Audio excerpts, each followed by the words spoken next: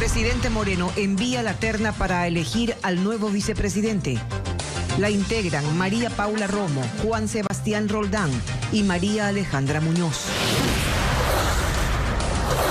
En el Hospital Carlos Andrade Marín de Quito se destinarán más áreas para pacientes con COVID-19. Las autoridades reconocen que el servicio está saturado. Las noticias en Televistazo con Tania Tinoco y Denise Molina.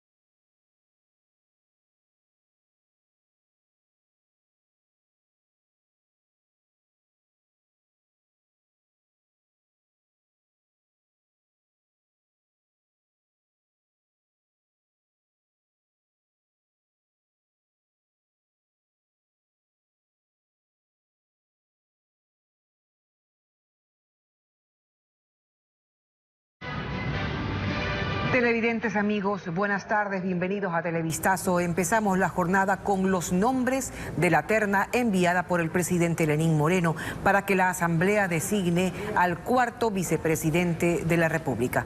¿Qué tal, Denise? ¿Qué tal, Tania? Amigos, buenas tardes. La terna está compuesta por 3 actuales miembros del gabinete ministerial. Con Paul Romero vamos a revisar quiénes son.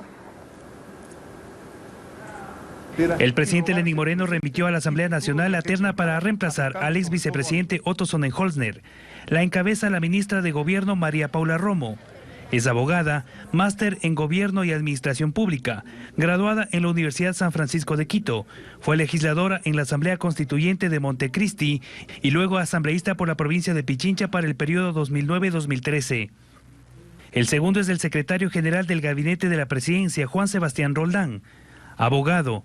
Fue secretario de Transparencia en el gobierno de Rafael Correa y se vinculó en 2018 al gabinete de Moreno. Es el principal vocero del gobierno. Y la complementa María Alejandra Muñoz, directora general del Servicio de Aduanas, SENAE. Es abogada con especialización en Derecho Empresarial y Tributario. A partir de hoy, la Asamblea Nacional tiene 30 días para elegir al nuevo vicepresidente que será el cuarto en el periodo del actual régimen. Con 96 votos afirmativos este viernes, la Asamblea Nacional aceptó formalmente la renuncia de Otto Sonnenholzner. En las bancadas aún no se han definido inclinaciones para la votación de quién podría ser el cuarto vicepresidente del gobierno de Lenín Moreno. En una rápida sesión virtual, el Pleno de la Asamblea Nacional tramitó la renuncia del vicepresidente Otto Sonnenholzner. La moción fue presentada por la asambleísta de Alianza País, Jimena Peña. Nos corresponde, colegas legisladores, como función legislativa, aceptar la renuncia irrevocable presentada por el señor vicepresidente. Esta fue aceptada con 96 votos afirmativos, 37 abstenciones, un blanco, un negativo. No hubo debate, apenas un punto de información solicitado por el asambleísta de Creo, Homero Castañer. Lo hizo para cuestionar la decisión del ahora ex vicepresidente de la República.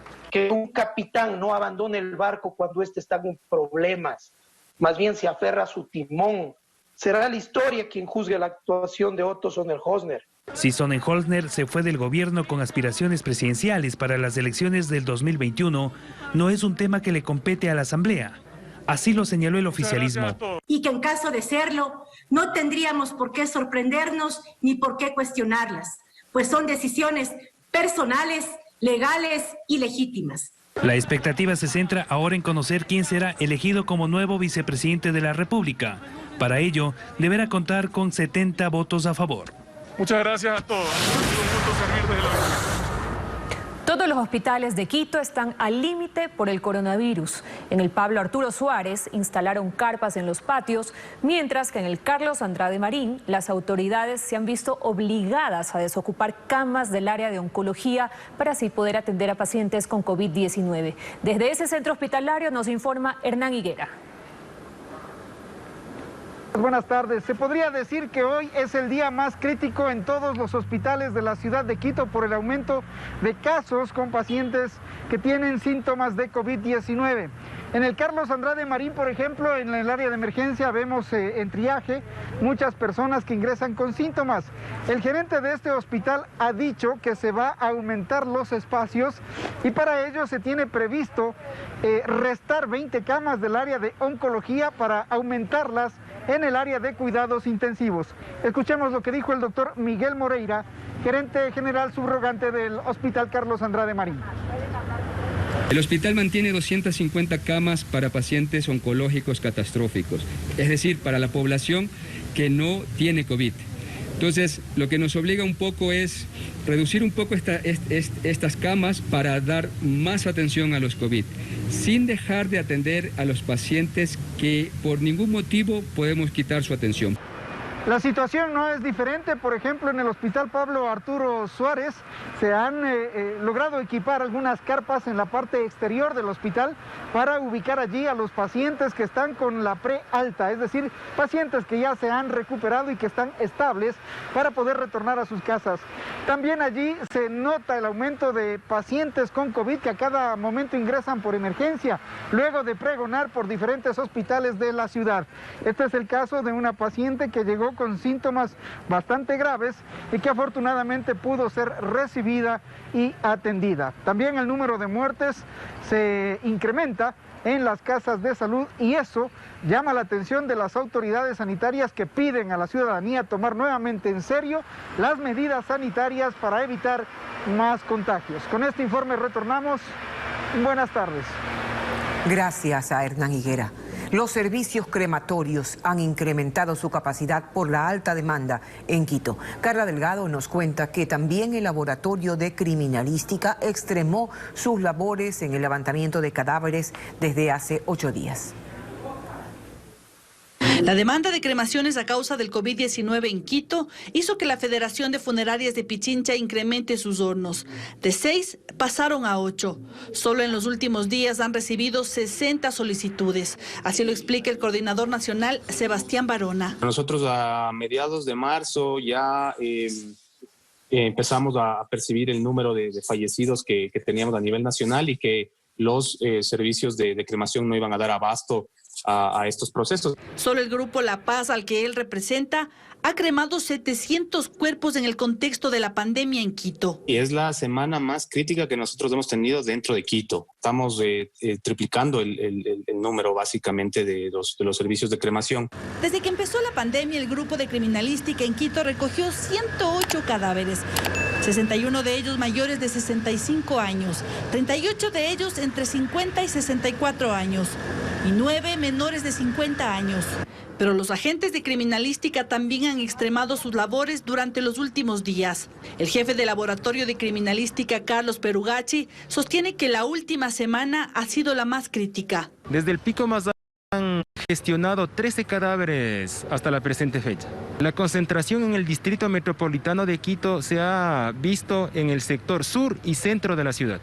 Según cifras del COE provincial, durante la pandemia en Quito han fallecido por coronavirus 520 personas, en las que también se incluyen las víctimas en hospitales y clínicas. En el plano internacional, Estados Unidos rompe récord por los contagios reportados en un solo día. Más de 65.000 personas con coronavirus fueron confirmadas en las últimas 24 horas. Lo peor se vive en los hospitales de Florida y Arizona, que están abarrotados con pacientes, pero no hay retroceso en la reapertura de parques temáticos y en centros de estudios. Ningún país en el mundo había reportado una cantidad tan grande de infectados en un solo día. Estados Unidos anunció ayer 65.500 contagios. En las últimas semanas, el incremento ha sido muy alto en Florida. Aún así, 2 de los 4 parques de diversiones de Disney se preparan para reabrir mañana. Quienes ingresen durante los próximos 6 meses serán aquellos que ya habían comprado sus entradas o que tengan pases anuales. Todos estarán obligados a usar mascarillas y respetar el distanciamiento físico. Mientras que el debate sobre abrir escuelas y colegios continúa. El gobernador de ese estado, Ron DeSantis, asegura que si los almacenes de ropa y supermercados reciben clientes, también es posible abrir los centros de estudio. En Florida y en Arizona, los hospitales reciben cada vez a más pacientes de coronavirus. En ambos hay largas filas de autos de quienes se someten a exámenes de COVID-19 y muchos comprueban que están contagiados. En Texas, las clínicas también reciben muchos casos que saturan las salas de cuidados intensivos. Según personal médico de hospitales en Houston, la reapertura de actividades fue prematura. Hoy, California anunció un registro alto de muertes relacionadas con coronavirus, pero muchos en ese estado se niegan a usar mascarillas. Hay 133,000 muertos en ese país y el presidente Donald Trump ha dicho que la tasa de mortalidad es muy baja como para seguir limitando las actividades.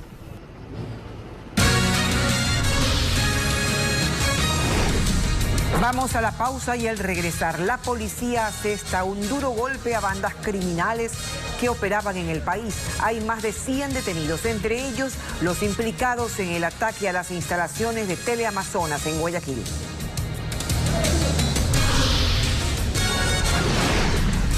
También con varios impactos de bala fue asesinado un agente de seguridad penitenciaria.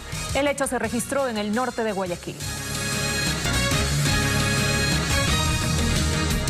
Seguimos informando. En 3 días, la policía capturó a 13 bandas criminales y detuvo a 100 personas, entre ellas a los responsables de organizar y colocar un artefacto explosivo en Teleamazonas. Melín Ochoa nos informa que aunque la orden del atentado salió desde la cárcel de Guayaquil, aún no se define al autor intelectual ni las causas de este acto. El 31 de mayo pasado, un artefacto explosivo estalló en los exteriores de Teleamazonas Guayaquil. Los daños solo fueron materiales. Pero esta mañana la policía enseñaba a 7 personas quienes estarían detrás de este atentado cometido a bordo de un carro robado y por el que se habría cobrado $2,000, según el comandante general de la policía. Entre uno de los allanamientos y uno de los detenidos, en el domicilio de él se encontró mecha lenta, se encontró dinamita, se encontró material explosivo de similares características a las que utilizaron el 31 de mayo en el incidente. Todo esto tiene que entrar para mirar las conexiones y los niveles de responsabilidad de cada uno. Las investigaciones también determinaron que este ataque fue organizado y dirigido desde la cárcel de Guayaquil por un sicario sentenciado a 34 años de prisión, aunque la autoridad aclara que todavía no se conoce con exactitud las causas del hecho. El próximo paso en la investigación es averiguar si efectivamente una motivación relacionada con el trabajo periodístico del canal, de sus trabajadores, de sus periodistas, de sus comunicadores, fue lo que pudo motivar una respuesta violenta de esta naturaleza. Pero la policía menciona que esta no es la única red desarticulada en los últimos 3 días. Operativos en todo el país permitieron detener a más de 100 personas que integrarían bandas de delincuencia organizada. Muchas de ellas coludidas en crimen organizado y otras con diferentes tipos penales, entre otros asalto y robo en carreteras, asalto y robo a domicilios, asalto y robo a personas. Según la policía, entre los capturados está un brazo armado criminal de los choneros. Estas personas se dedicaban a los asesinatos bajo la modalidad de sicariato aquí en Guayaquil. Entre los detenidos están quienes, usando uniformes similares a los de la policía y agentes de tránsito, simulaban operativos para desvalijar a sus víctimas. Personal de la Unidad de Muertes Violentas de la Policía investiga las causas del asesinato de un guía penitenciario. La principal hipótesis sería la venganza en torno al trabajo que realizaba dentro de la cárcel de Guayaquil. César Velastegui con la información. Los disparos alertaron anoche a los habitantes de la etapa 7 de Mucholote 1 en el norte de Guayaquil. Al salir se dieron cuenta de que un hombre había sido baleado dentro de un vehículo. La sorpresa fue que la víctima era un guía penitenciario, quien según versiones iba de pasajero en este taxi informal.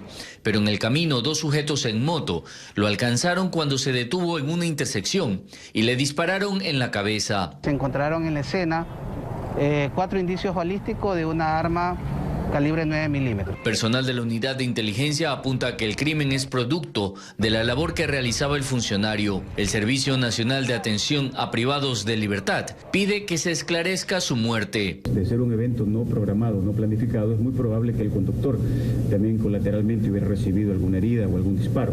Entonces eso nos da cuenta de que la mayoría de estos eventos tienen que ver con ajuste de cuentas, lucha de territorios por organizaciones delictivas. Es el segundo asesinato registrado en Guayaquil en menos de 24 horas. Las autoridades aseguran que gran parte de estas muertes estarían vinculadas al crimen organizado.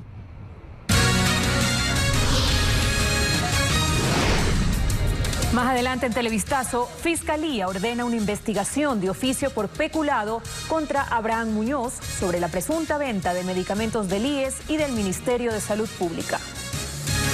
Seguimos informando. Este viernes debía rendir su versión ante la Fiscalía por el caso de Daniel Mendoza, el legislador Eliseo Azuero. Según se conoció, las autoridades investigan el audio de una conversación entre los dos legisladores. Patricio Díaz nos cuenta que Azuero pidió se postergue la diligencia. El exasambleísta Daniel Mendoza esta mañana fue llevado a criminalística. Le debían tomar una muestra biométrica de su voz. Es que como parte de la investigación por su supuesta influencia en la adjudicación del contrato para la construcción del hospital de Pedernales, a la Fiscalía le inquieta el audio de una presunta conversación entre Mendoza y el legislador Eliseo Azuero. Por ello pidieron a ambos que entreguen una muestra de su voz para hacer las pericias necesarias y confirmar si son o no parte de esa conversación. Además, solicitaron al asambleísta Azuero que rinda su versión libre y voluntaria ante la Fiscalía este viernes. Sin embargo, mediante oficio, solicitó se postergue la diligencia, porque su abogado no podía acompañarlo debido a otra audiencia. Y pidió también que esta declaración se la realice de manera virtual, pues dice su condición de salud por enfermedades preexistentes como hipertensión arterial y deficiencia pulmonar lo convierten en vulnerable a un desenlace fatal ante el virus COVID-19. La Fiscalía aún no ha confirmado la nueva fecha. Tampoco se conocen oficialmente los detalles del audio. El legislador ha informado que no se pronunciaría sobre el tema por el momento. La Fiscalía ha ordenado una investigación de oficio por peculado a Abraham Muñoz sobre la presunta venta de medicamentos del IES y del Ministerio de Salud Pública durante los días más críticos de la pandemia. Carolina Mela además nos explica las formas en las que los medicamentos han desaparecido de las bodegas de los hospitales. Almacenados en esta bodega, a no más de 20 grados centígrados, están los miles de medicamentos que compra el IES para la atención de los afiliados. La bodega del Hospital Teodoro Maldonado Carbo es una de las 3 más grandes de la red del IES de todo el país.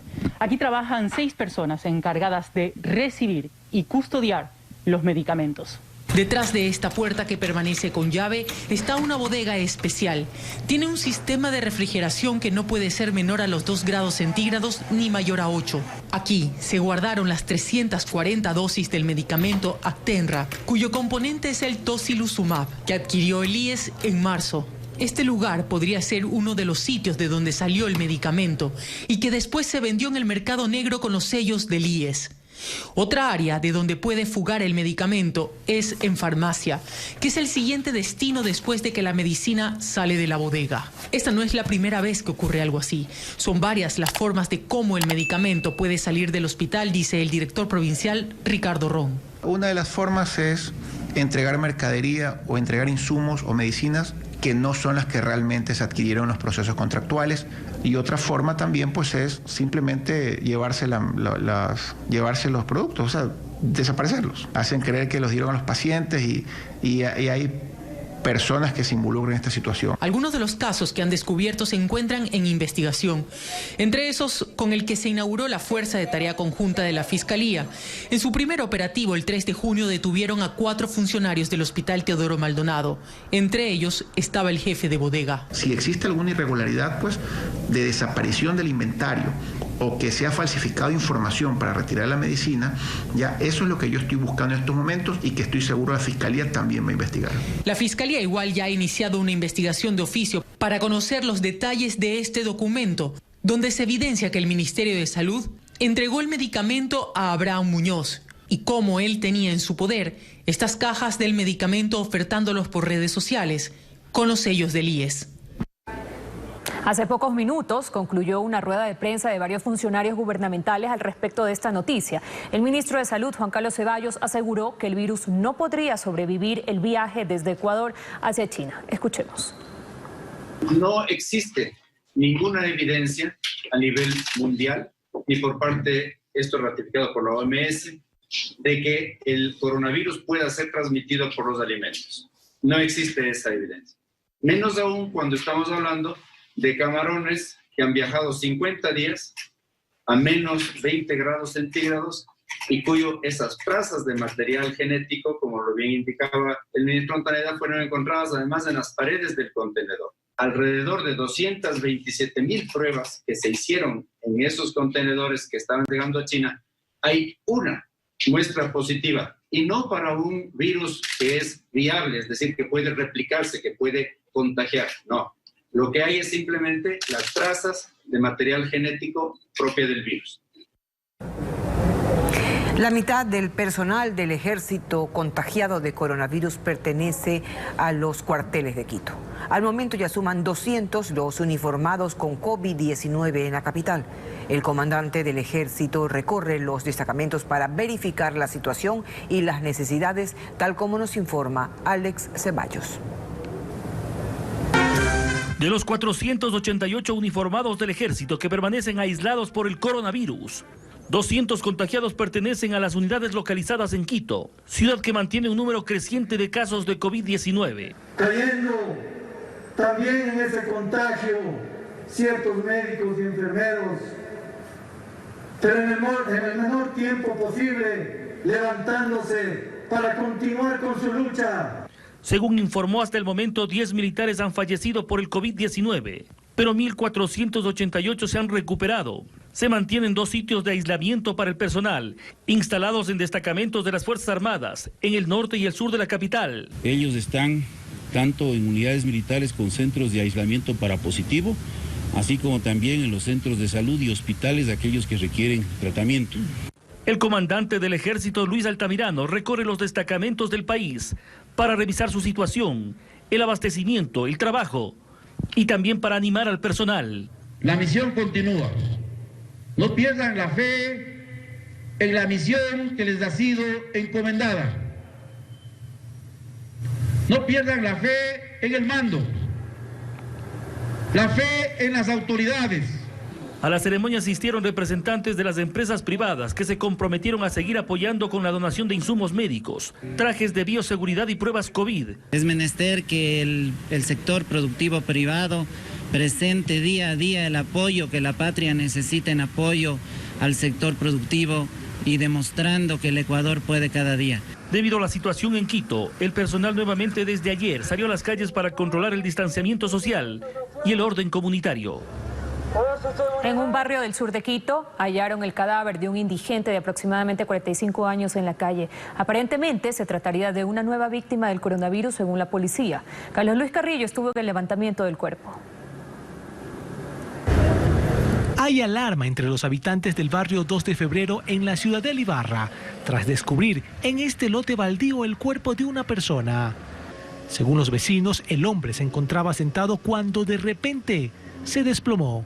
Pasé, le vi sentado y estaba vivo, pero estaba temblando. Al lugar llegaron agentes de criminalística quienes confirmaron que se trataría de una persona en situación de calle. Por versiones de los moradores, es una persona indigente. Entonces estamos esperando que venga criminalística para que realice el protocolo de las huellas dactilares para determinar de qué persona se trata.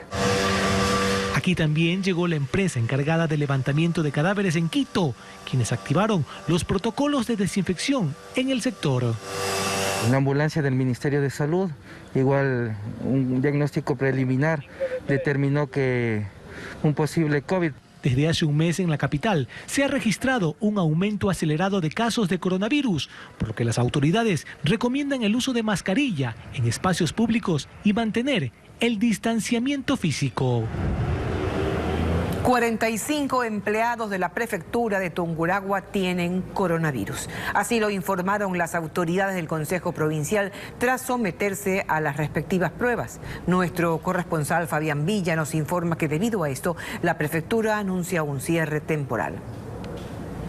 Desde hoy hasta el próximo 24 de julio, las puertas de la prefectura de Tungurahua permanecerán cerradas. Una decisión que tomaron las autoridades tras conocer que el 10% de los empleados dio positivo para coronavirus. Así lo informó Francisco Villarruel, médico de la institución. 106 pacientes respiratorios sintomáticos, 12 pacientes con diagnóstico COVID positivo por PCR, 33 pacientes remitidos al Ministerio de Salud Pública por pruebas rápidas realizadas dentro de la institución, con positivos para IgM e IgG. Por su parte, el prefecto de Tungurahua, Manuel Caizabanda, explicó que este cierre temporal no significa la paralización de actividades. Aseguró que seguirán atendiendo de forma virtual, bajo la modalidad de teletrabajo.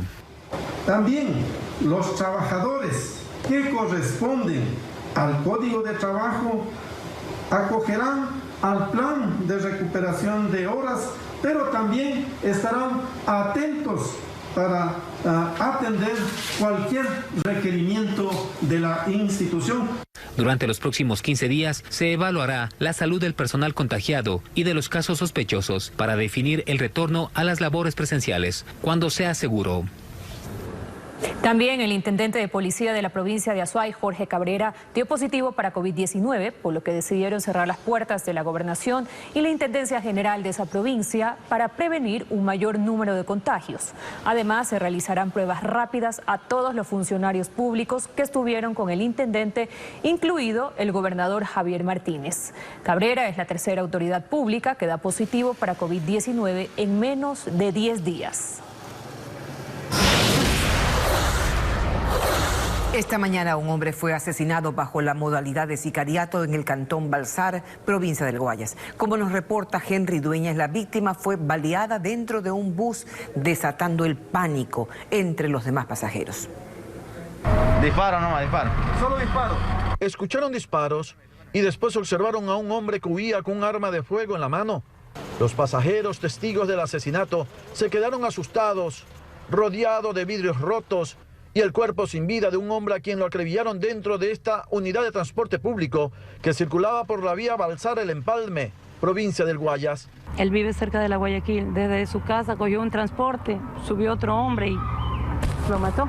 Era un sujeto que venía con, digamos, con un protector de ropa por la pandemia, con una mascarilla y con una gorra. Se levantó y propinó los disparos al sujeto. Y fue ese desconocido que aquí en el kilómetro 123 del sector San Jacinto, a 15 minutos del cantón Balsar, se levanta de uno de los asientos y le dispara varios tiros en el pecho a Juan Álvarez Choes, de 32 años de edad. No sabemos más.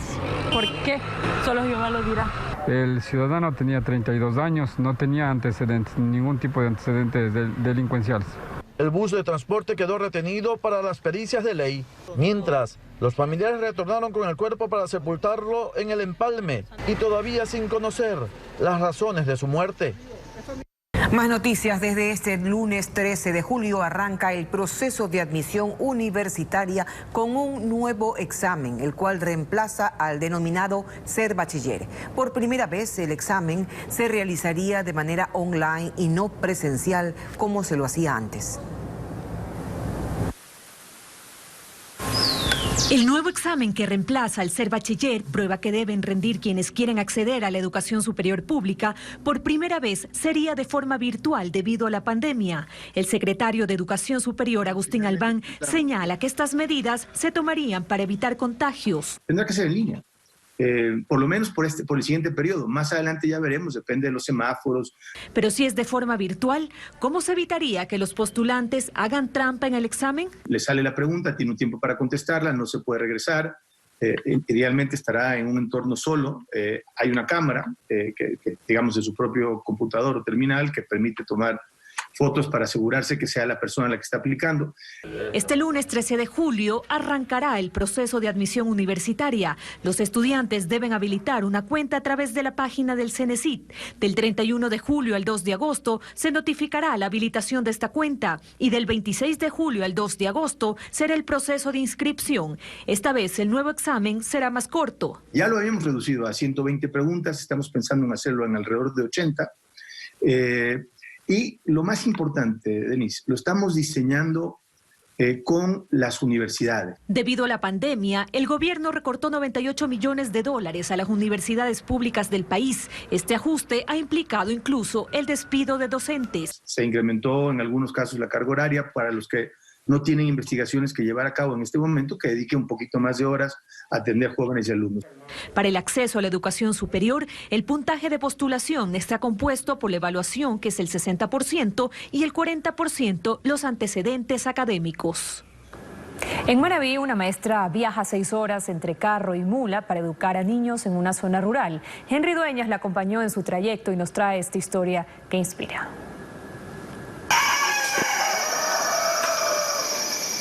Amanece en Pozones de Flavio Alfaro en Manabí y la maestra Mayra Andrade Cedeño se despide de sus 3 hijos que aún están dormidos.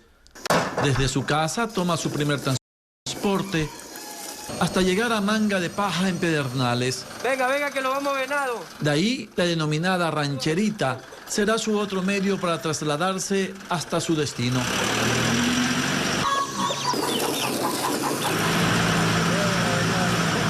Mayra ha recorrido 170 kilómetros entre Flavio Alfaro a este sector rural de Pedernales conocido como El Venado. Para llegar y salir gasta $16 en buses. Pero aún nos falta recorrer 5 kilómetros más para llegar al sector de Cóndor Mirador. Pero eso lo tenemos que hacer en mular o a caballo.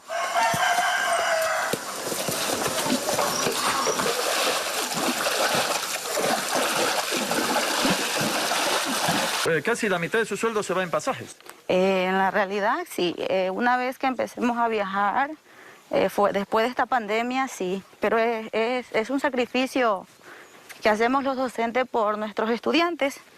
Tenemos que educar a los niños de nuestro país. Acá no hay internet. No, no hay internet. ¿Los hijos? Mis hijos, pues, el mayor, él entiende que soy docente, amo mi profesión. El segundo de mis hijos está en colegio y mi hija, pues, que tiene 4 años, es la que en verdad me rompe el corazón dejarla muchas veces. Ya saben, pues, manteniendo su distancia. Debido a la pandemia por el coronavirus, Mayra educa a los padres de familia para que ellos sean la guía para quienes son sus alumnos. Las secuencias las vamos a trabajar en casa. Lo hace con las fichas que imprime con sus propios recursos.